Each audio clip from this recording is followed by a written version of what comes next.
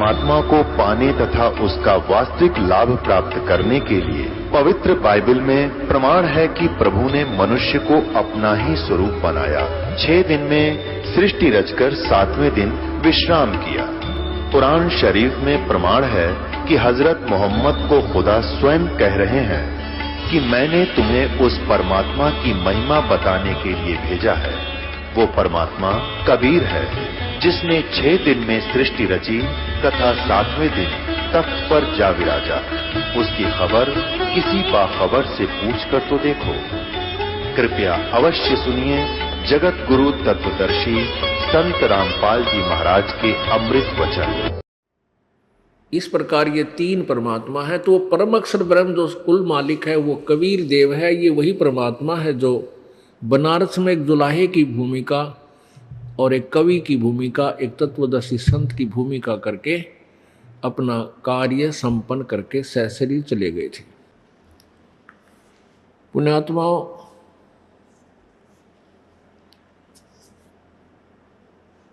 ऋग्वेद मंडल number 9 और सूक्त number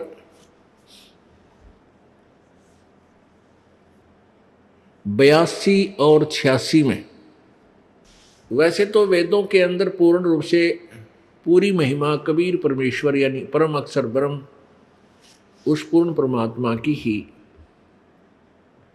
वर्णित है। लेकिन हम परमात्मा की परिभाषा से अपरिचित रहे, क्योंकि जिनको हम वेदों के ज्ञाता मानते थे, विद्वान मानते थे, वो वेदों के ज्ञान से अपरिचित थे, केवल एक संस्कृत भाषा जरूर अवश्य जानते थे। अब उस पर उन्होंने परमात्मा की परिभाषा को विपरीत कर रखा है कि भगवान निराकार है, केवल वो सर्वव्यापक है, कहीं एक स्थान पर नहीं रहता।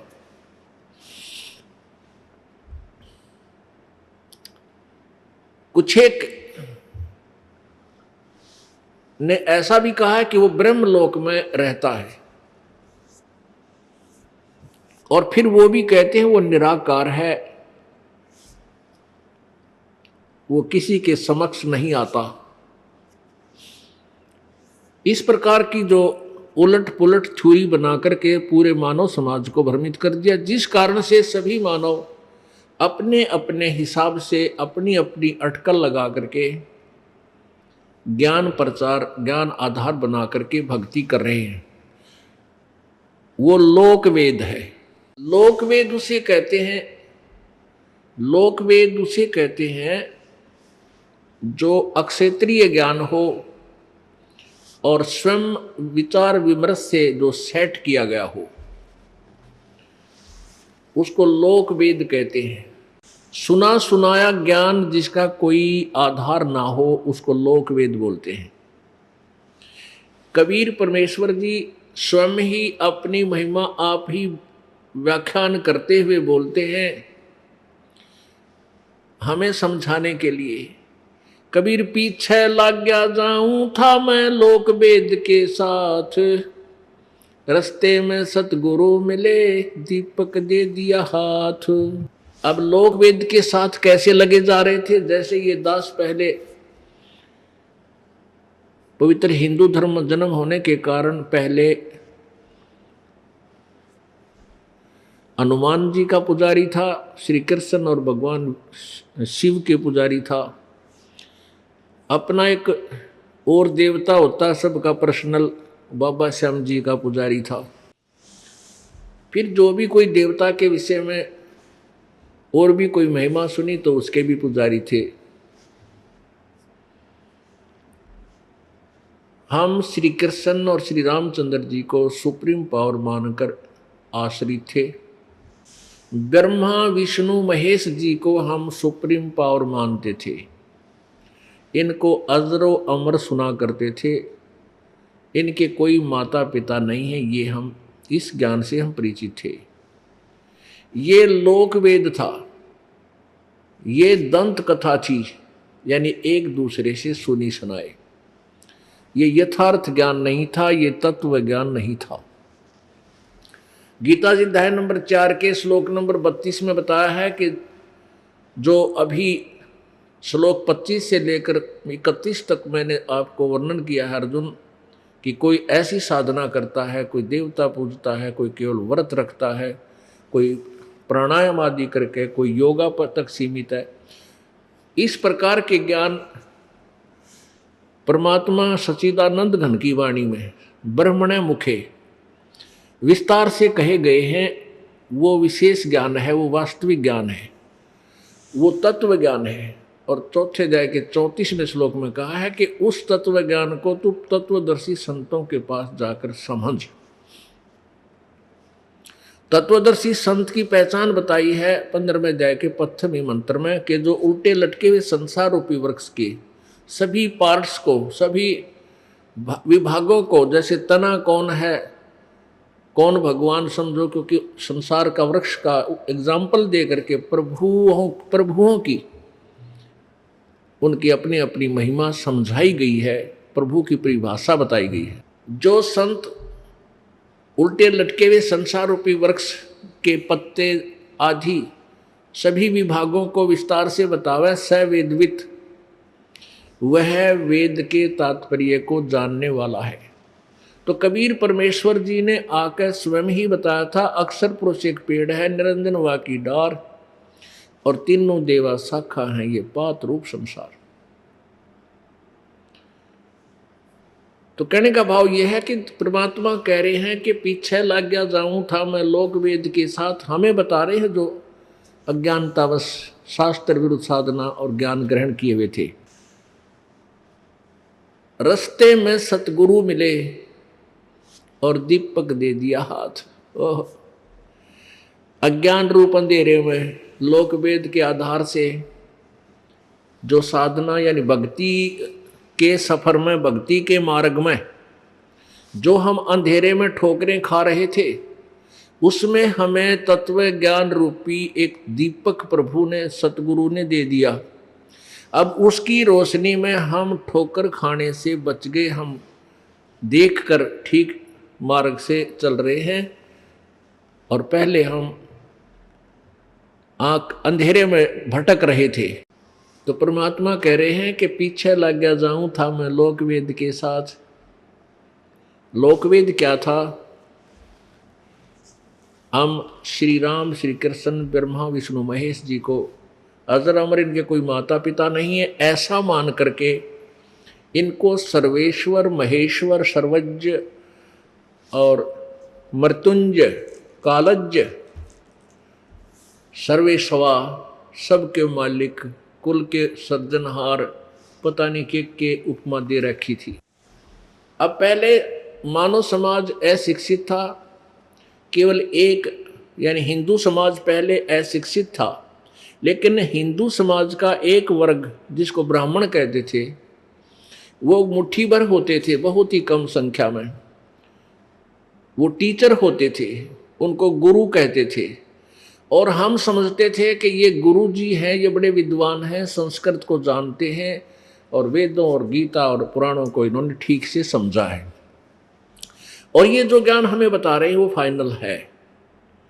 जबकि कबीर परमेश्वर जी 600 वर्ष पहले कहा करते थे, धर्मदास में अब मैं तुमसे, धर्मदास ये जग बौराना, कोई ना जाने पद निर्वाणा।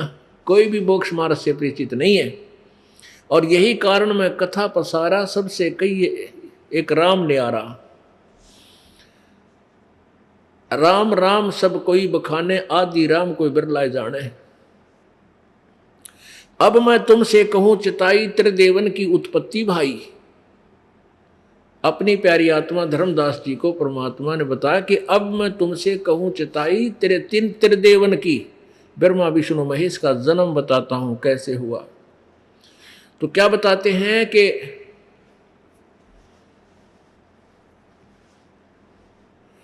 इनके माता पिता जो है, पिता इनका ज्योति निरंजन है और दुर्गा इनकी माता है। 3 पुत्र अष्टंगी जाए और ब्रह्मा विष्णु शिव नाम धराए। ओए होए, 600 वर्ष पहले प्रभु जी ने, परमेश्वर ने एक तत्वदर्शी संत की भूमिका करते हुए ये यथार्थ ज्ञान हमें बताया था अपनी कबीर वाणी में, सच्चिदानंद घन की वाणी में, 5वें वेद में, सूक्ष्म वेद में।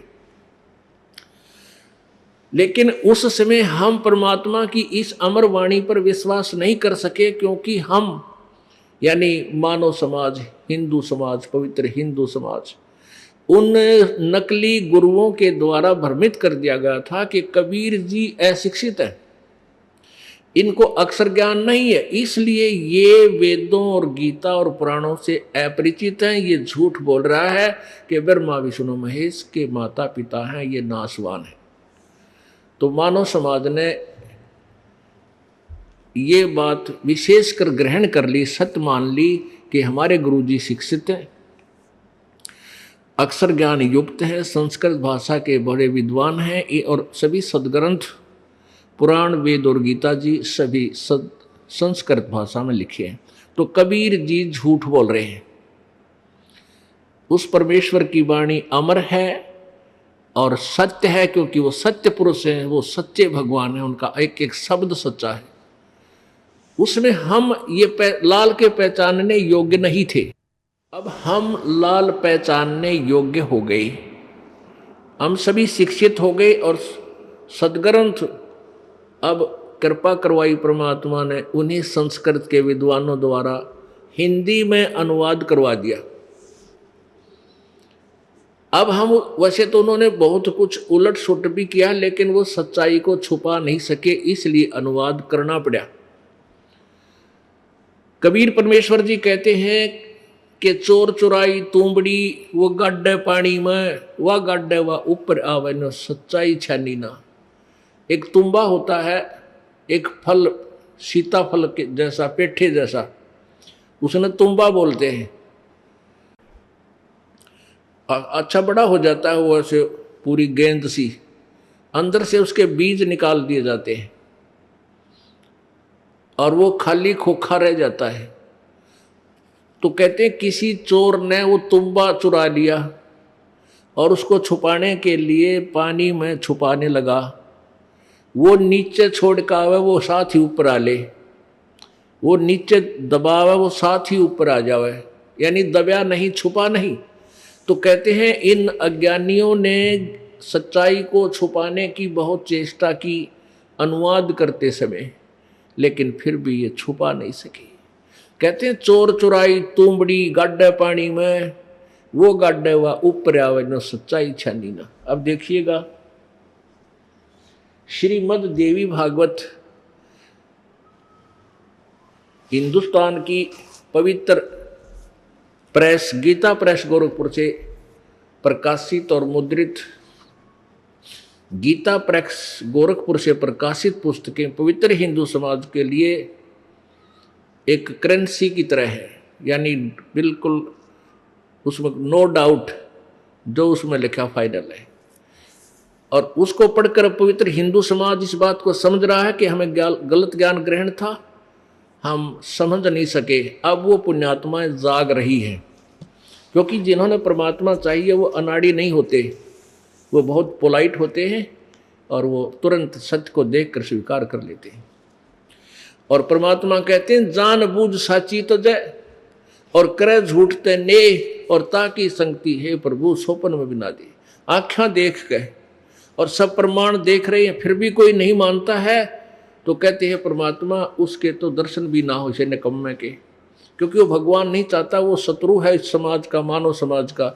वो उल्टा ज्ञान ग्रहण किए हुए हैं और सत्य को मानना नहीं चाहता। तो जो परमात्मा की महिमा को आंखों देखकर मान लेते हैं वो पुण्यात्मा होते हैं और मानना चाहिए। ये देखिएगा श्रीमद् देवी भागवत में ब्रह्मा विष्णु महेश की जीवनी पढ़कर सुनाते हैं आपको। दास ने नहीं लिखा, गीता प्रेस गोरखपुर से प्रकाशित है। अनुवादक कौन है ये आपके सामने दिखा देता हूँ। देखिए ये गीता प्रेस गोरखपुर से प्रकाशित है श्रीमद् देवी भागवत, और ये इसके संपादक हनुमान प्रसाद पोदार चिमन लाल गोस्वामी। ये कहाँ से प्रकाशित और मुद्रित है और अच्छी तरह डिटेल से देख लीजिए। प्रकाशक में मुद्रक है गीता प्रेस गोरखपुर, गोविंद भवन कार्यालय कोलकाता का संस्थान। इसके तीसरे सकंद में 123 पृष्ठ पे कति क्लियर कर रखा है। और सकंद तीसरा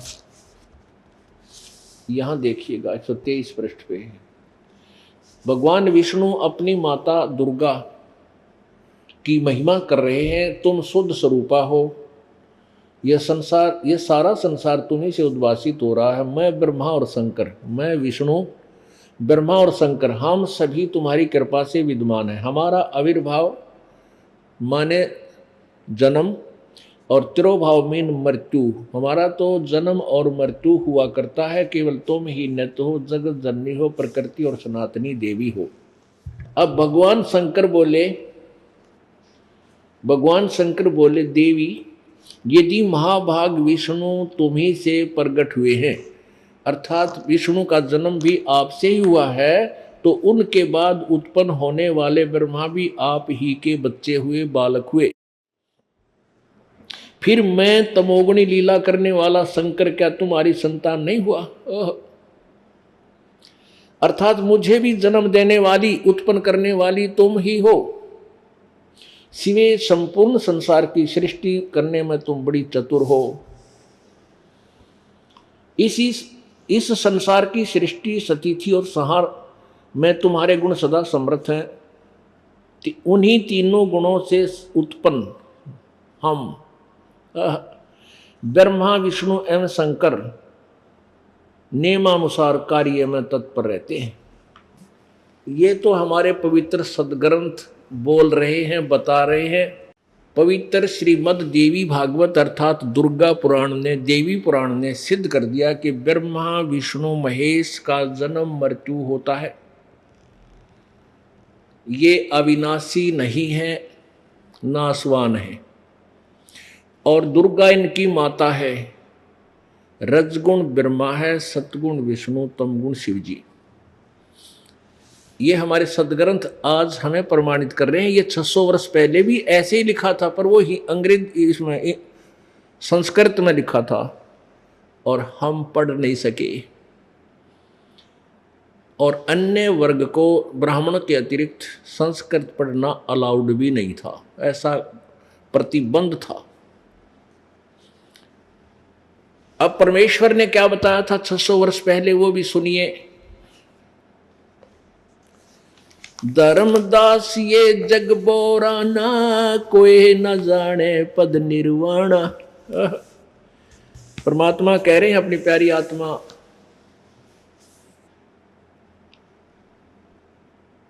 धर्मदास जी को आकर समझा रहे हैं, ज्ञान दे रहे हैं कि धर्मदास जी एक बहुत अच्छी पुण्य आत्मा, श्रेष्ठ आत्मा थी, परमात्मा को चाहने वाली। वो पहले हमारी तरह लोक वेद के आधार पर राम, कृष्ण और विष्णु और ब्रह्मा जी के ऊपर विष्णु जी और शिव जी पर आश्रित था।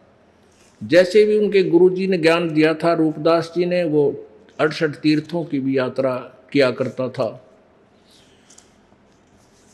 और एकादशी का व्रत भी करता था। जैसा भी हम सभी डले ढो रहे थे, वो भी ढो रहा था। परमेश्वर कबीर जी सतलोक से आकर उन्हें मिले थे।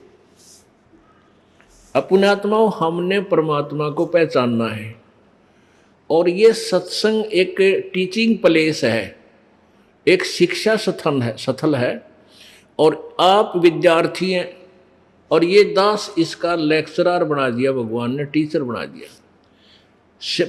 स्पिरिचुअल टीचर बोलते हैं, स्पिरिचुअल टीचर, स्पिरिचुअल लीडर,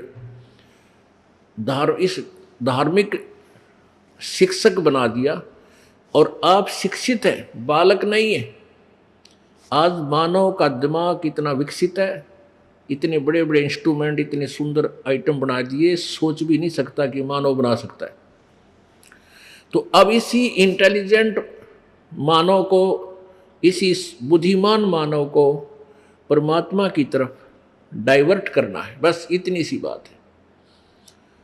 और फिर ये अच्छी तरह इस परमात्मा को समझ लेगा, फिर इस तरफ भी इतनी ही गहनता से ये साधनाएं करेगा तो इसमें साइंस से भी ज्यादा अधिक उपलब्धियां इसको प्राप्त होंगी। क्योंकि अध्यात्म जो साइंस है वो इस मटेरियल साइंस से अरबों खरबों गुना उत्तम, श्रेष्ठ और ताकतवर है।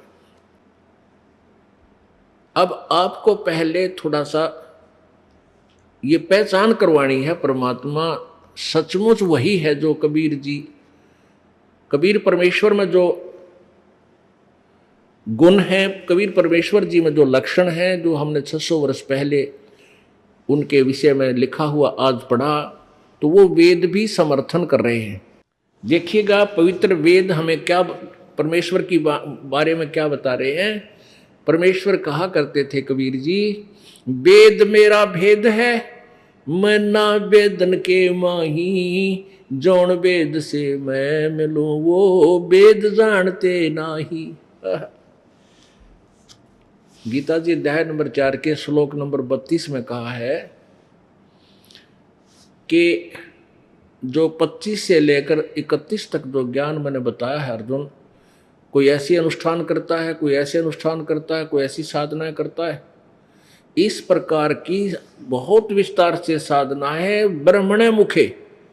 अब गीता जी को आप पढ़ोगे तो आपको उसमें अनुवाद गलत किया मिलेगा। उन्होंने ब्रह्मणे का अर्थ वेद लिख दिया और मुखे का अर्थ लिख दिया वाणी।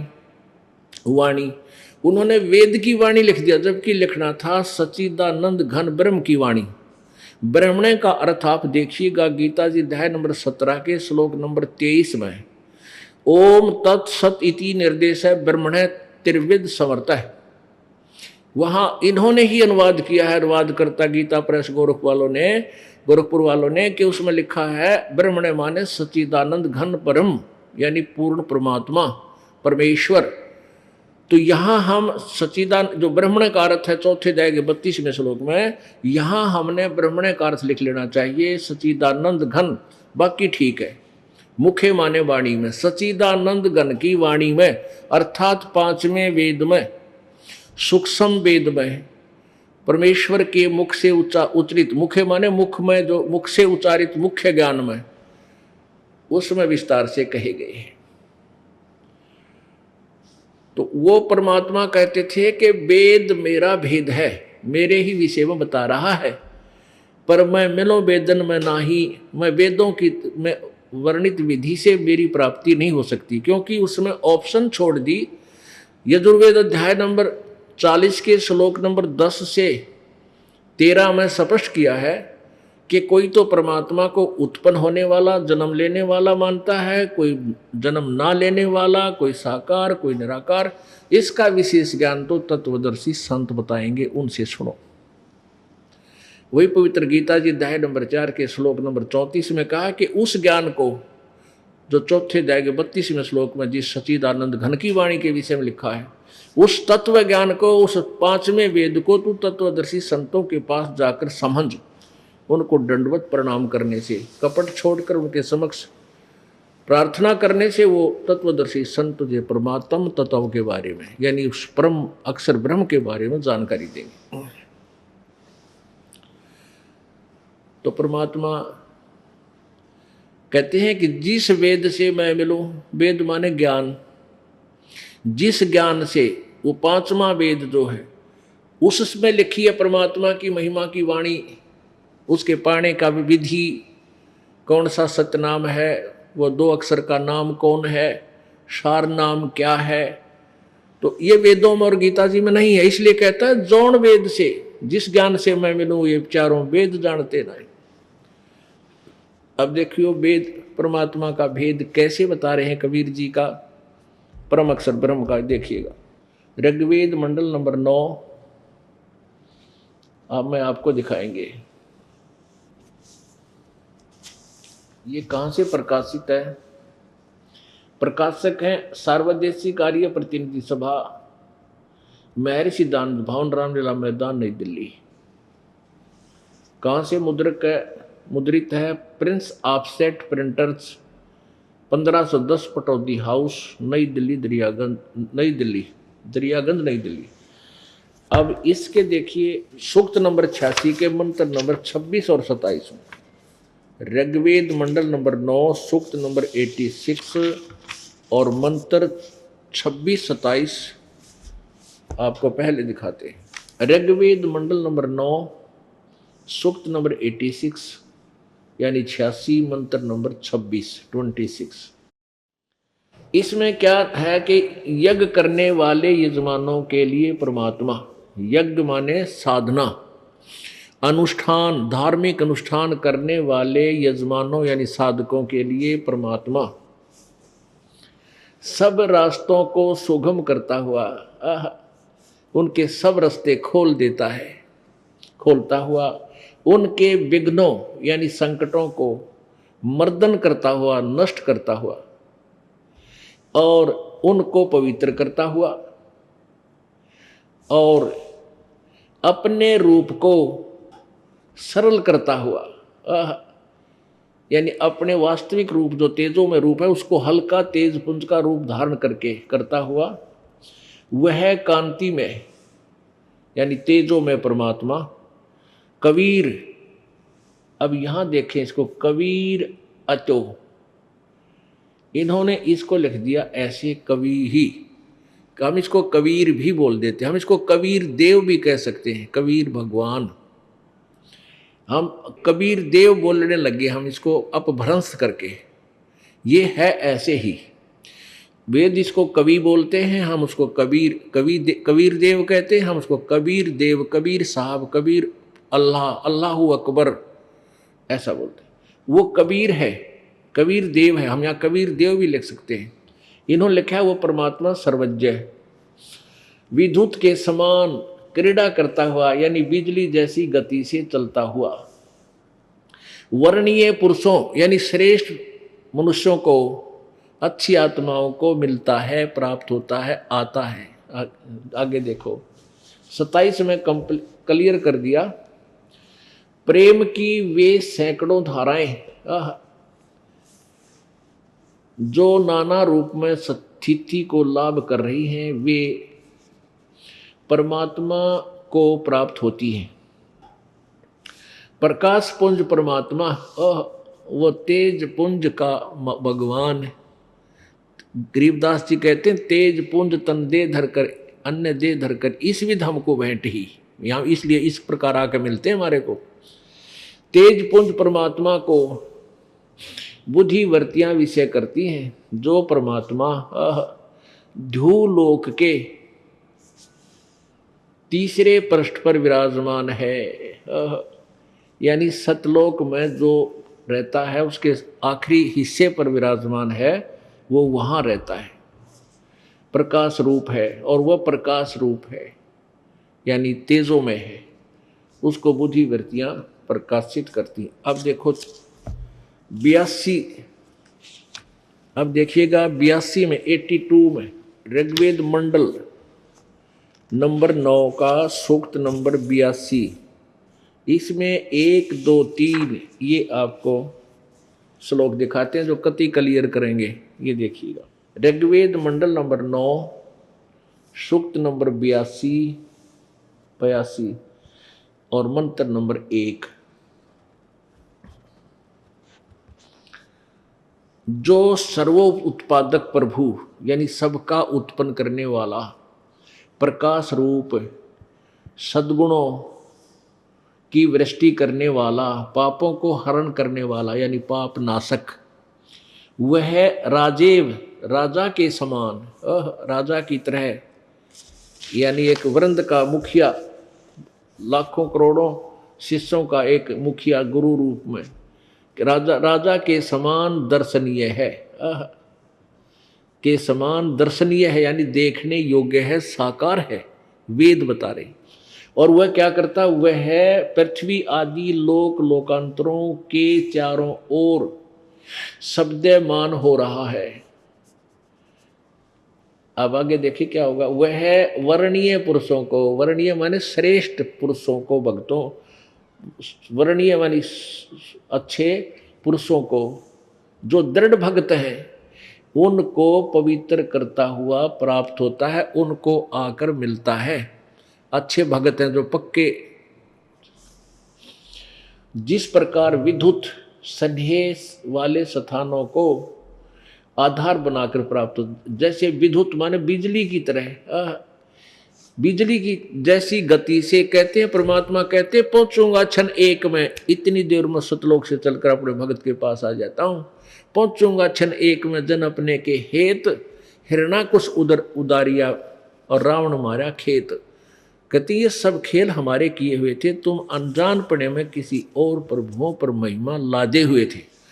अब यही वेद बताते हैं कि वो अपने श्रेष्ठ भक्तों को आकर मिलता है और बिजली जैसी गति से। नानक साहब कहते हैं नीच जात परदेसी मेरा, छिन आवे छिन जावे बे। वो नीच जात दानक रूप रहा करतार, कहते नीच जात परदेसी मेरा, छिन आवे छिन जावे बे। एक सेकंड में यार, एक सेकंड में, सेकंड के भी कोई हिस्सों में, फ्रिक्शन ऑफ सेकंड में वह पहुंच जाता है। अब यही वेद बता रहे हैं, यही आंखों देखा वो संत बता रहे हैं जो परमात्मा के गवाह हैं, साक्षात्कार किए हुए हैं, साक्षी हैं। अब 2 में देखो, ऋग्वेद मंडल नंबर 1 आप 9 का 82 सूक्त आपने मंत्र 1 पढ़ा। अब 2 में देखो, हे परमात्मन उपदेश करने की इच्छा से आप सच्चा ज्ञान देने की इच्छा से, तत्व ज्ञान प्रचार करने की इच्छा से आप महापुरुषों को प्राप्त होते हो, आके अच्छी आत्माओं को मिलते हो, और आप अत्यंत गतिशील पदार्थ के समान, यानी बिजली की तरह समान हमारे आध्यात्मिक यज्ञ को प्राप्त होते हो। जहाँ भी धार्मिक अनुष्ठान होता है वहाँ आप तुरंत पहुँच जाते हो। आप सर्वज्ञ हैं, आप कबीर हैं, हम इसको कहते हैं आप कबीर देव हैं। यहाँ पर लिखा है ये कबीर वेधस्य, अब यहाँ इन्होंने लिख दिया वो आप सर्वज्ञ हैं, हम इसको लिख दें आप कबीर देव हैं। शुद्ध स्वरूप हैं, हमारे पापों को दूर करके हे सोम आप हमको सुख दें, और प्रेम भाव से उत्पन्न करते पवित्रता को उत्पन्न करें। आगे देखो, अब ऋग्वेद मंडल नंबर 9 सूक्त 82 यानी 82 के 3रे मंत्र में, पवित्र यज्ञों में रक्षा से आप प्राप्त होते हैं और पृथ्वी आदि लोकांतरों में गति करते हुए, यानी वहां से कहते हैं गोता मारू स्वर्ग में, अर्जा पैठू पाताल, गरीबदास ढूंढता फिरो। कबीर जी कहते हैं अपने हीरे माने लाल। सर्वव्यापक आप है, ये आप है शब्द है, आप है, आप यानी सर्वव्यापक इन्होंने अपनी तरफ से लिख दिया, जैसा भी फिर भी स्वयं गतिशील होकर वहां से चलकर विराजमान होते हैं।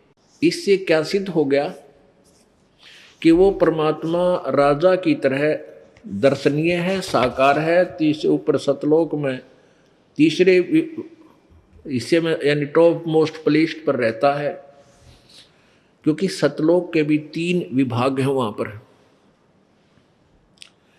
ऐसे ही काल ने भी ब्रह्मलोक के 3 विभाग किए हुए हैं अपने स्वर्गलोक के, सतलोक के नहीं, स्वर्ग ब्रह्मलोक के, क्योंकि काल ने उस सतलोक की ही डुप्लीकेट यहाँ नकल की हुई है इस जीव को भ्रमित कर भरमाए रखने के लिए। अब वो परमात्मा यहाँ किस उद्देश्य से आता है ये तो आपने देख भी लिया, और भी क्लियर करते हैं कि वो उपदेश देने के उद्देश्य से, यानी सच्चा ज्ञान प्रदान करने के उद्देश्य से श्रेष्ठ भक्तों को आकर मिलता है। पुण्यात्माओं, परमात्मा की प्राप्ति करना कोई कठिन काम नहीं है, सबसे आसान काम है, और सबसे आसान विधि है प्रभु की भक्ति। और परमात्मा की सच्ची भक्ति के अतिरिक्त प्रत्येक कोई भी कार्य आप करते हो पेट के लिए, जैसे खाना बनाना ही होता है, बहन बेटियों को कितना जुगाड़ जोड़ती हैं, कि तो चिमटा पलटा, कि तो लकड़ी, गोसे, उपले, सिलेंडर, फिर तो पतीला, फिर माचिस, लाइटर हैं, और फिर आटा, बेसन, गूंदा, गांधी बिरौनी, कितनी करके फिर रोटी बने, और परमात्मा का नाम नाम उठत नाम बैठत नाम सोवत जागवे, नाम खाते नाम पीते नाम सेती लागवे। ऐसा मंत्र दे रखा परमात्मा ने। चलते फिरते याद हो जाए 2 4 10 बार उनको याद करने में। और फिर श्वास का सिमरण है, श्वास तो आवे ही आवेगा, थोड़ा सा ध्यान और ला ले, सांस आ रहा है जा रहा है, इस पर वो मंत्र और ला ले, इसके साथ जोड़ दे।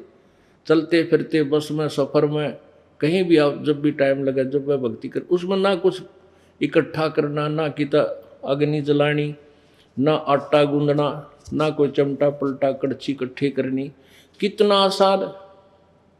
लेकिन हमें ये ज्ञान मिला को नहीं, हमारे को तो वो मिल गए, वो हठ योग करने वाले जंगल में बैठ के धूना पर तप्पा, कि तो बर्फ में खड़े हो गए जोटियाँ की तरह, हाँ, कि तो जल में खड़े हो गए।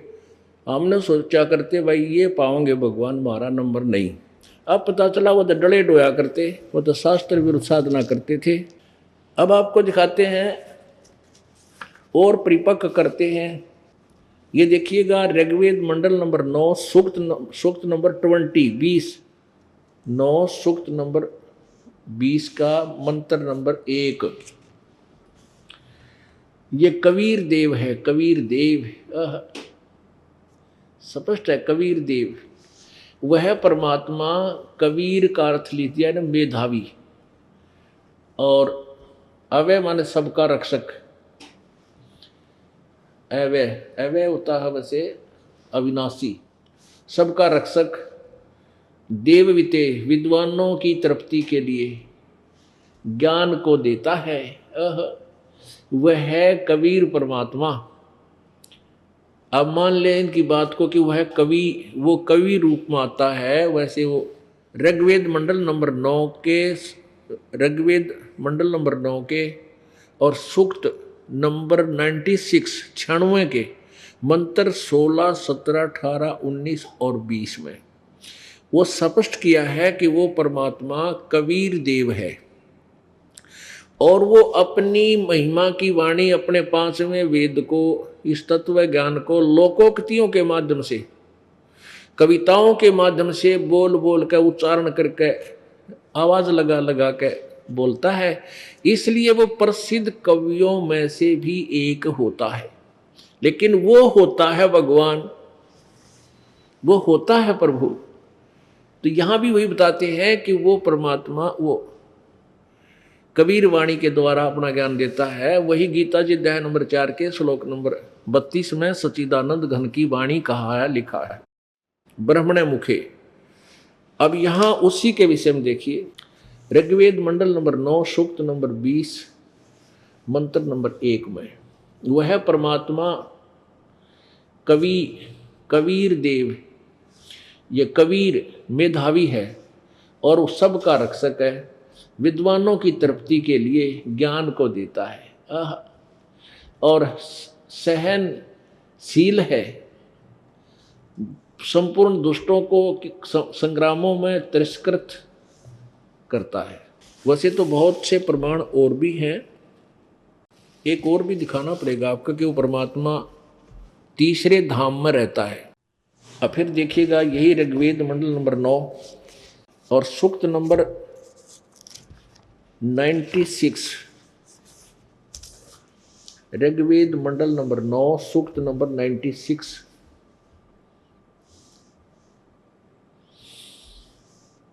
के मंत्र नंबर 16, 17 और 18, 19, 20 में प्रगति क्लियर किया हुआ है कि वो कबीर भगवान है। क्योंकि इस 16वें मंत्र में पूछा है, हे परमात्मन, यानी वेद ज्ञान दाता ब्रह्म आप पे ही प्रश्न करा है कि परमात्मन आपके सर्वोपरि रहस्य चारु नाम, ये संस्कृत देखो नाम, इसका अर्थ आगे करना था। चारु माने श्रेष्ठ, नाम माने नाम ही लिखना था।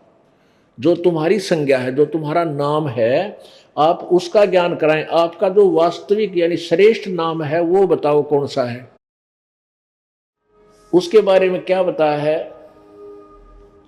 यहां लिखा है कि वो परमात्मा जो शिशु रूप धारण करके शिशुम जगानम हरियतम मर्जंती सुबंती वहीने मरुतो गणेन कबीर गिरभी कावेना कबीर संसोम पवित्र अतेति रेभन, रेभन माने ऊंची आवाज में बोलना, और कबीर गिरभी माने कबीर वाणी। यहाँ देखो इन्होंने कवि का अर्थ लिख दिया कवि लोग, और गिरभी का अर्थ वाणी द्वारा कर दिया। हम इसको लिख दें कबीर वाणी द्वारा, कवि लोगों वाणी द्वारा नहीं, कवि लोग वाणी द्वारा नहीं, कबीर गिरभी कबीर वाणी द्वारा, वो कविता से यानी कविताओं से माने कविताओं के द्वारा उसकी स्तुति करते हैं। वो गरजता हुआ अतिक्रमण करता है। अब इन्होंने अनुवाद नहीं कर सके क्योंकि इनको ज्ञान तो था नहीं। तो आगे देखना, इसमें 18वें श्लोक में वो बताया कि उस तीसरे धाम में रहता है वो परमात्मा जो कबीर देव है, जो सबका मालिक है। इसमें स्पष्ट किया है, ऋषि मना ये ऋषि कृत सरस्वा सवरसा सहस्र अणिथा है पदवी कवि नाम। तृतीय धाम में महसी शिष्य संत सोम विराजमानु राजती सटुप। अब सटुप माने होता है गुम्मज, यहां देखिएगा।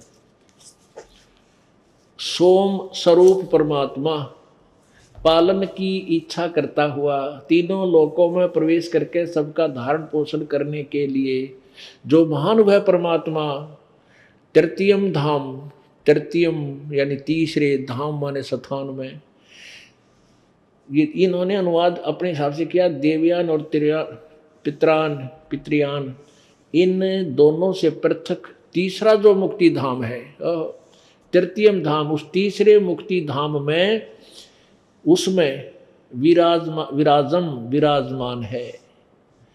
इन्होंने ज्ञान योगी और घुसोड़ दिया अपनी तरफ से, जबकि ये इसमें ज्ञान योगी मूल संस्कृत में कितना नहीं है। भगवान की महिमा गारियाड़ा योगी का के मतलब बीच में घुसोड़न का। तो ये कहते हैं वो विराजमान, वो परमात्मा वहाँ विराजमान है। इसका अनुवाद तो आप देखोगे दास के द्वारा किया हुआ, वो आपको मिलेगा। अब हम ये दास क्या सिद्ध करना चाहता है कि वो परमात्मा पूर्ण ब्रह्म, वो कबीर जी हैं जो बनारस में आए थे 600 वर्ष पहले, और वो अपने दृढ़ भक्तों को, श्रेष्ठ आत्माओं को आकर स्वयं मिलते हैं।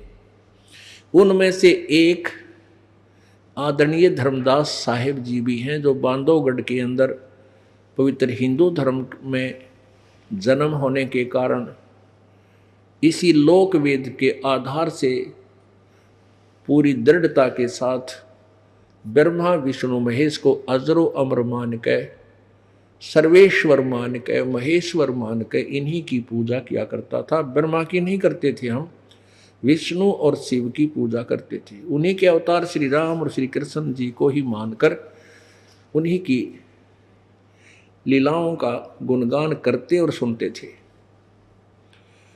इसी प्रक्रिया में धर्मदास जी लगे हुए थे। तो परमात्मा उनको बांधवगढ़ में मिले ना, वहाँ मथुरा में मिले, वृंदावन में वहाँ तीर्थ करते हुए जा रहे थे, वहाँ परमात्मा मिले। फिर उनको पूरा ज्ञान समझाया। धर्मदास जी को परमात्मा कह रहे थे आज 600 वर्ष पहले यही बताया जो आज वेद बताते हैं कि वो अपनी श्रेष्ठ आत्माओं को आकर मिलते हैं, दृढ़ भक्तों को, जो फिर तोड़े नहीं, टूटे थे संसार कुछ भी कहे। इतनी अच्छी आत्माएं जो हों प्रभु के चाहने वाली, उनमें से कौन कौन है? आधा दर्जन तो ये दास सेतुदेव दास परिचित है। आदरणीय धर्मदास साहिब जी बांधवगढ़ वाले, आदरणीय मलुकदास जी, आदरणीय दादू साहिब जी, आदरणीय नानक साहिब जी जो सिख धर्म के प्रवर्तक माने जाते हैं, इनको भगवान स्वयं आकर मिले हैं। आदरणीय गरीबदास साहिब जी छुडानी, गांव छुडानी, जिला दद्दर, हरियाणा वाले, और आदरणीय गीसा संत साहिब जी, और आदरणीय महर्षि रामानंद जी काशी वाले। इन सातों से ये दास परिचित है जो अच्छी आत्माएं थी, जिनको परमात्मा स्वयं आए और उनको स्वयं ही अपना परिचय दिया, अपना ज्ञान कराया, तत्व ज्ञान से उनको ओतप्रोत किया। अब क्या बताते हैं? 600 वर्ष पहले परमात्मा स्वयं आकर के अपनी प्यारी आत्माओं को यथार्थ ज्ञान दे रहे हैं। धर्मदास ये जग बोराना, कोई न जाने पद निर्वाणा। यही कारण मैं कथा पसारा, जग से कहिए एक राम न्यारा। इन सब से एक और राम न्यारा है। अब जो प्रसंग चल रहा है कि धर्मदास जी और सभी पवित्र हिंदू धर्म आज से पहले, यानी इस दास के द्वारा सदग्रंथों का रहस्य उद्घाटन करने से पहले कोई भी ब्रह्मा विष्णु महेश जी की सतिथि से यथार्थ रूप में परिचित नहीं थे। सभी ब्रह्मा जी को अजन्मा मानते थे, इनके कोई माता पिता नहीं है। जबकि परमेश्वर 600 वर्ष पहले आकर बताया करते थे इनका जन्म मृत्यु होता है, ये अविनाशी नहीं है। अभी आपने श्री देवी भागवत गीता प्रेस गोरखपुर से प्रकाशित तीसरे सकंद प्रश्न नंबर 123 पर देखा। विष्णु जी कहते हैं कि हमारा तो जन्म आविर्भाव जन्म तिरोभाव में मृत्यु होता है, हम अविनाशी नहीं हैं। शंकर भगवान कहते हैं कि हम ब्रह्मा और विष्णु हम आप ही से उत्पन्न हुए हैं, आपकी संतान हैं। और रजगुण ब्रह्मा है, सतगुण विष्णु, हम आपके तीनों गुणों से उत्पन्न, हम ब्रह्मा विष्णु महेश आप ही के तीनों गुणों से उत्पन्न है। अर्थात रजगुण ब्रह्मा है, सतगुण विष्णु, तमगुण शिव जी। और वो ज्ञान परमात्मा वेदों और गीता पुराणों वाला अपनी सिंपल लैंग्वेज में, साधारण भाषा में, कि जन साधारण समझ ले किसी प्रकार मेरे ज्ञान को। लेकिन हमने विश्वास नहीं हुआ अपने भगवान पर, उस लाल को हम पहचान नहीं सके, क्योंकि हम लाल पहचानने योग्य नहीं थे। पुण्यात्मा एक कथा सुनाऊंगा, आपको सुनाता हूँ, बाद में परमात्मा की अमर वाणी आपको सुनाता हूँ। एक समय एक नगर में दो लाला जी रहते थे, दो भाई। उनमें से छोटे की मृत्यु होगी, उसके दो पुत्र थे। अब उनके पुत्र की मृत्यु, पिता की मृत्यु हो जाने के बाद लड़के ऐसे ही थे, कोई 16 वर्ष का, कोई 18 वर्ष का। एकदम अंधेरा छा गया। उनकी माता ने जब उनके क्रियाक्रम से निमट लिए, माता जी ने कहा, बेटा तुम अपने ताऊ जी से, यहाँ हरियाणा में ताऊ कहते हैं पिताजी के बड़े भाई को, यानी एल्डर अंकल कह लो अंग्रेजी में को होता है। तो उस ताऊ जी ते आप जाओ, मिलो और उनसे प्रार्थना करो कि आपको कुछ दिन पार्टनरशिप में, आपको अपने उस व्यवसाय में, बिजनेस में हिस्सेदारी कर लें, हिस्सेदार बना लें। और बेटा मेरे पास तेरे पिताजी के समय का, तेरे पिताजी के समय के ये लाल रखे हैं, एक पोटली में बांध रखे, गांठ गठड़ी में, इतने सारे अच्छे, और वो छुपा कर रख रखी थी। अगले बेटा ये लाल ले जाओ, तेरे ताऊ जी को दे देना और उनको कह देना कि पैसे तो हमारे पास है नहीं, आप ये लाल रख लो, इनके फिर पैसे हमारे पास हो जाएंगे, जब लाल छुड़वा लेंगे आप हमारा हिस्सेदारी कर लो। तो बच्चों ने जाकर ऐसा ही, जैसा माता जी ने कहा था, बच्चों ने जाकर अपने ताऊ जी से, एल्डर अंकल तय, जाकर कहा कि ताऊ जी मेरी माता जी ऐसे ऐसे प्रार्थना कर रही है, हमारे पास ये लाल हैं, पैसे नहीं हैं, इनको गिरवी रख लो और जब हमारे पास पैसे हो जाएंगे हम छुड़वा लेंगे, हमारा हिस्सा कर लो। तो वो ताऊ जी कहने लगा, बेटा मैं तो बगैर पैसे के ही तुम्हारा हिस्सा करने को तैयार था, तुम मेरे भाई के बच्चे हो, तुम मुझसे मेरे से दूर थोड़े ही हो, आपका दुख मैं थोड़ा ही देख सकता हूँ। पर उसने जब गठड़ी खोल कर देखा वह पोटली, सेठ ने, उनके ताऊ जी ने वापस बांध कर नो बोला, बेटा इसको ले जाओ और तेरी माँ को कह दे चौकस रख ले, रख लेगी इन सबको, आवश्यकता होगी तब मैं मंगवा लूँगा तुम्हारे पर, तेरी माँ के पास से। अभी मेरी उधार बहुत चलती है दूर देश में और तुम मेरे साथ चलो, हिस्सा कर लो और फिर आके वापस जावांगे जब ले चलेंगे।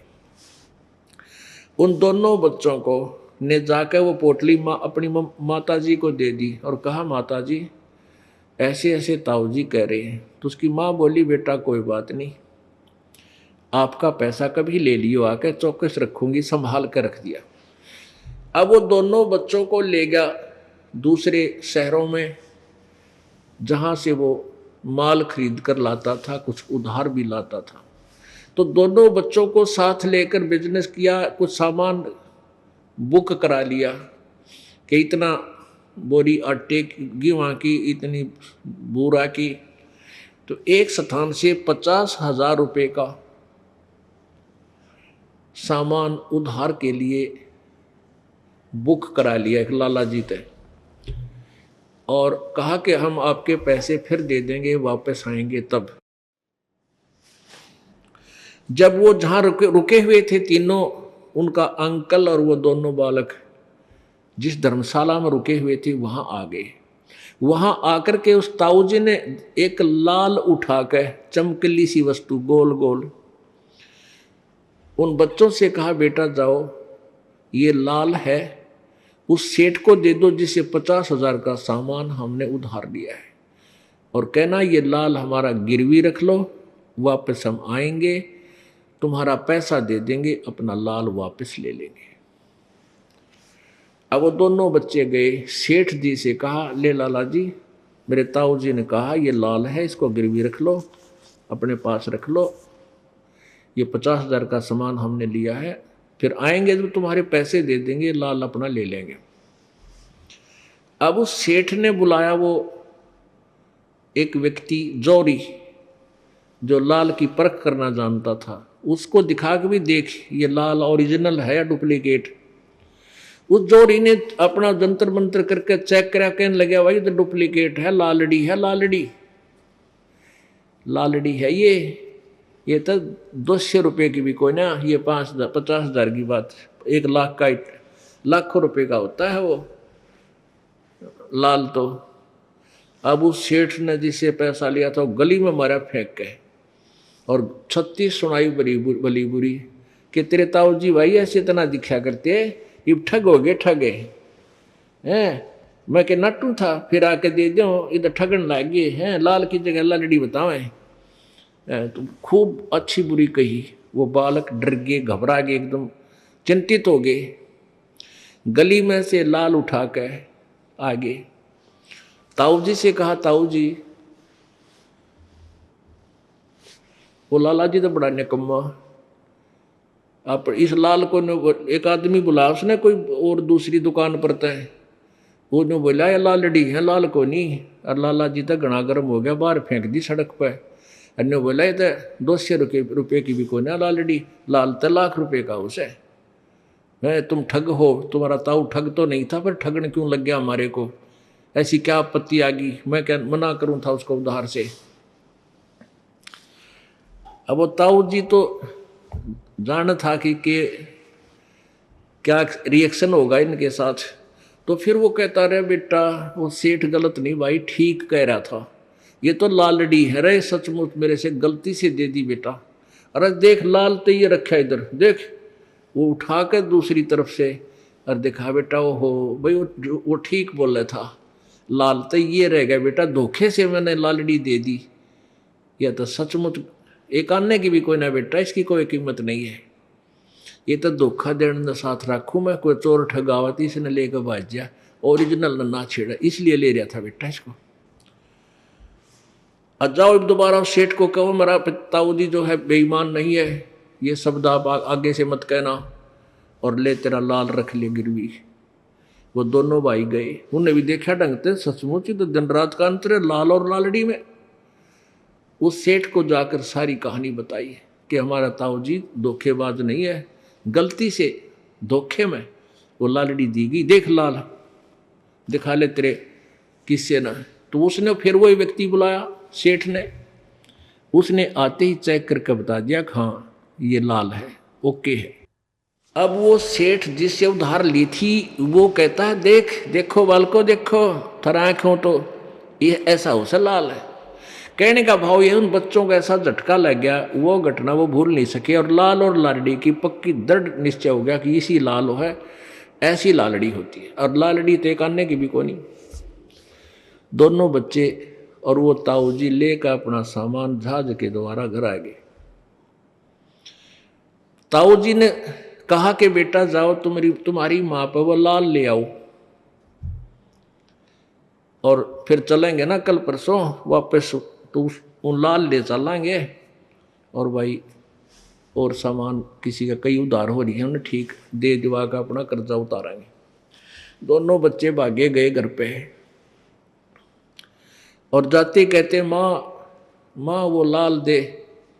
माँ बोली आगे बेटा आ जाओ रोटी खाओ। जो बोले रोटी पाछे खाओ, खाना पीछे खाएंगे, पहले लाल दे, वो कहाँ जल्दी निकाल।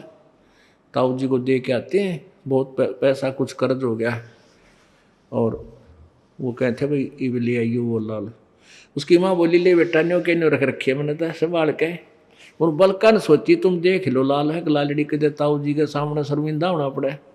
उन्हें वही खोल कर देख लिया, वो लालड़ी थी, लाल नहीं थे। माँ तो उनको लाल समझ के गिठड़ी बांध के संभाल कर रख रही थी, और बच्चे इस परख करने योग्य कर दिए उस सेठ ने, ताऊ जी ने, कि अपने लाल और लालड़ी ने वो आप पहचान लिए। ताऊ जी ने ना कहना पड़े, वो पता तो था उसको कि लालड़ी है लाल नहीं।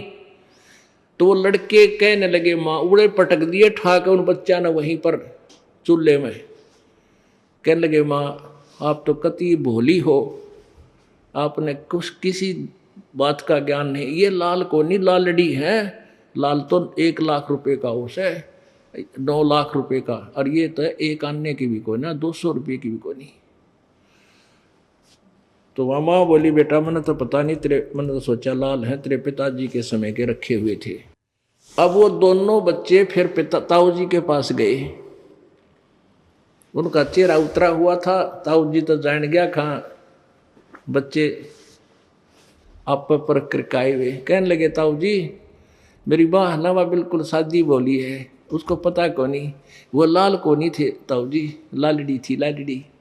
तो ताऊ जी बोला बेटा जिस दिन तुम लेकर आए ना, ये उस दिन भी लालड़ी थी। यदि मैं कह देता ना ये लाल को ना लालड़ी है, तेरी माँ सत्य रुलाने दे हो, नो कहे मेरा पति मर गया, हमारे लाला ने भी लालड़ी बतावा दियो है चोर है।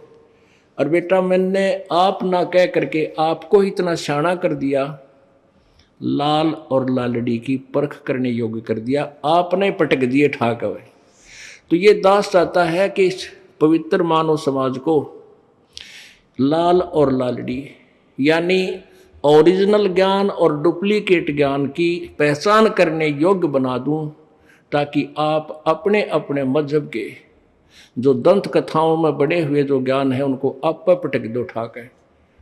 इस दास ने घना ना कहना पड़े। तो ये प्रत्यक्ष दिखा दिखा के लाल और लालड़ी आमने सामने रख के आपको जोर ही बना रहा हूं।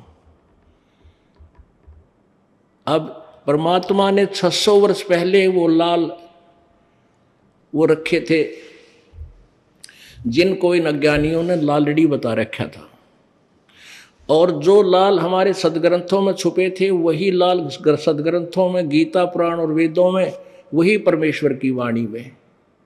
वो वेदों और गीता को तो सही मानते थे कि ये सत्य है, लेकिन वो जानते नहीं थे इसमें सत्य क्या है, असत्य का प्रचार करते थे।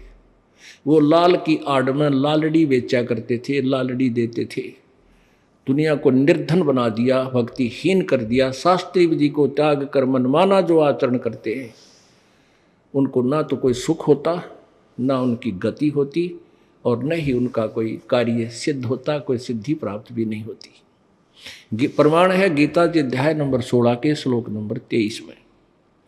अब वो परमात्मा क्या बताते थे, धर्मदास ये जग बोराना, कोई न जाने पद निर्वाणा। के धर्मदास ये पूरा विश्व विचलित है, कोई भी पूर्ण मोक्ष मार्ग निर्वाण मार्ग से को नहीं जानता, कोई भी नहीं जानता। वो तेरा गजब हो, ये कोई भी नहीं जानता, या और बात बिगड़ जाती है। परमात्मा तो यहाँ तक कहते हैं तेरे ब्रह्मा विष्णु इसी बोल में मेरे साथ दो भाई मैंने सब जग भूलिया पाया, किसी को यथार्थ ज्ञान नहीं था।